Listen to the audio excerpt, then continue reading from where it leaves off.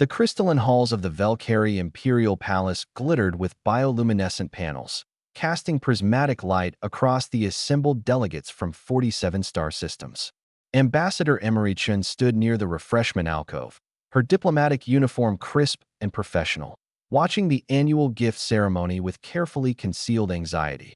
This was humanity's third year at the Galactic Council, and they still hadn't quite figured out the politics. Is that? The Thornaxian delegates' mandibles clicked in what Emery had learned was their version of laughter.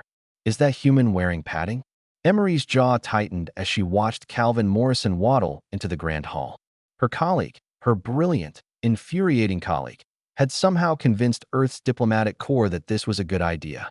The red velvet suit added at least 50 pounds to his frame, the white fur trim catching the light as he moved.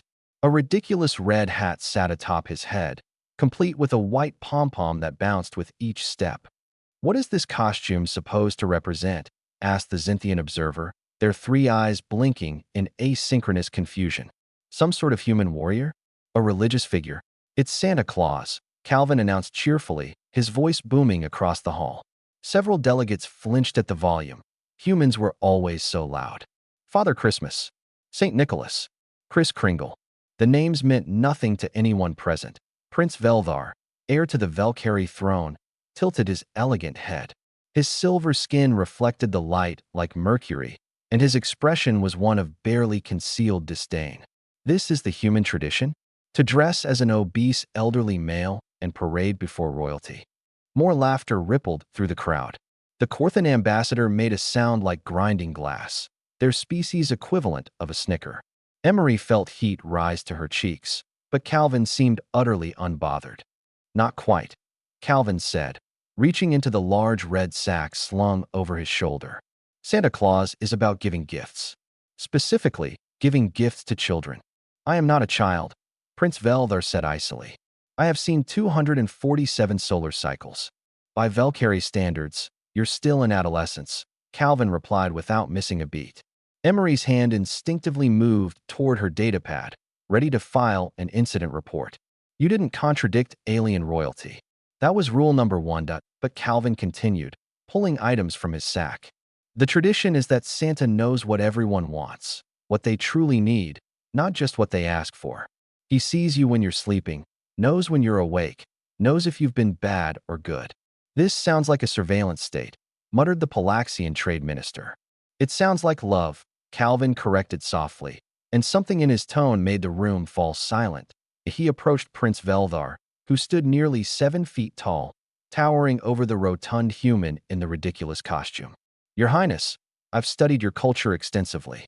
The Valkyrie value memory above all else. Your people believe that the past shapes the future, that ancestors guide the living through their recorded wisdom. This is known," the prince said stiffly. "What's also known," Calvin continued, "is that you lost your mother, the Empress consort, when you were young, only 50 cycles old. The palace fire destroyed most of her personal effects, including all recordings of her voice." The atmosphere in the hall shifted instantly. Emery's breath caught. This was dangerous territory. The Empress consort's death was a tragedy the Valkyrie never discussed publicly. Prince Veldar's mercury skin darkened, a sign of emotional distress. "You overstep, human." "Maybe," Calvin agreed. "But Santa Claus doesn't care about protocol. He cares about joy." He pulled out a small crystalline cube, no larger than a human fist. "This is a voice matrix reconstructor. Human technology. We've been developing it for victims of neurological trauma. People who lose the ability to speak and want to be heard again." He held it up to the light. 6 months ago, your culture minister provided us with samples of ancient Valkyrie literature for the council archives. The recordings were narrated by various historians over the centuries. One of those recordings, from 230 years ago, was narrated by a young scholar named Mesthara. Prince Veldar went completely still. "My mother's name." "Your mother's voice," Calvin corrected gently. The recording was administrative, technical, just a catalog entry. But it contained 3,000 words spoken by her before she became royalty, when she was just a graduate student excited about ancient texts. "I extracted her voice pattern, built a phonetic matrix, and reconstructed her vocal signature." He pressed a control on the cube. A melodic, liquid voice filled the chamber, speaking in perfect Velcari. Veldar, my son. I may be only data and reconstruction, only shadow and echo, but I am built from truth. Your mother lived. Your mother loved. Your mother spoke, and here is proof she existed beyond silence. The message was Calvin's composition, but the voice was unmistakably real. Ancient Velcari had a different cadence than modern speech, but there was no mistaking the authenticity. Prince Veldar's hands trembled as he reached for the cube. How? Human memory technology, Calvin said quietly. We're very good at not forgetting, at finding pieces of people in the fragments they leave behind, at reconstruction and resurrection, even if only in small ways. Your mother recorded 17 other texts over her lifetime, all administrative, all preserved in various archives. I've reconstructed her entire vocabulary matrix. You can hear her speak anything you want. Ask her questions, and the AI will respond using her voice patterns, her linguistic preferences, her documented knowledge. The prince clutched the cube to his chest, and for a moment, the sophisticated alien royal looked like what he was, a young man who missed his mother. The hall was utterly silent now. No laughter, no mockery. Santa Claus, Calvin said, his voice carrying to every corner of the room, gives gifts that matter. Not because they're expensive or rare, but because they're right. Because somewhere, someone was paying attention. Someone cared enough to see the hole in your heart and try to fill it, even just a little. He bowed, not the formal diplomatic bow, but something warmer, more genuine. Merry Christmas, Your Highness. Prince Veldar stared at the human in the absurd costume, this representative of the newest, youngest species in the Galactic Council. You would do this, he said slowly. Dress as a fool and endure mockery, simply to give this gift. That's the Santa Claus way, Calvin said with a grin. Besides, the costume is part of the magic. Kids don't trust serious people.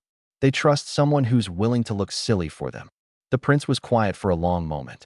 Then his skin began to brighten, shifting from dark mercury to brilliant silver. The Velcari Empire, he said formally, recognizes the human tradition of Santa Claus, and we declare that any species capable of such empathy, such attention to another's pain, deserves our highest respect. Emery allowed herself to breathe again as the ceremony concluded and delegates began to disperse. Several approached Calvin with new curiosity. The Thornaxian who had mocked him earlier clicked their mandibles in a different pattern. Respect, Emery realized.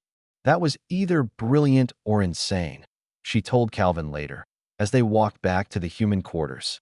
Why not both? He tugged off the ridiculous hat, his face flushed from the warmth of the costume. You know what humans are really good at, Emery? Caring way too much. Getting emotionally invested in things that don't benefit us materially. Spending months on a gift for someone we barely know, just because we noticed they were sad. Is that what makes us special? She asked. Calvin smiled, the same goofy grin he'd worn while being laughed at by half the galaxy. It's what makes us human. And out here, in a galaxy full of logic and efficiency and ancient protocols, sometimes being human is enough. Behind them, through the palace windows, Prince Veldar stood alone in his quarters, listening to his mother's voice speak words she'd never said, in a tone he'd almost forgotten. And in that moment, the fat human in the Santa costume didn't seem ridiculous at all.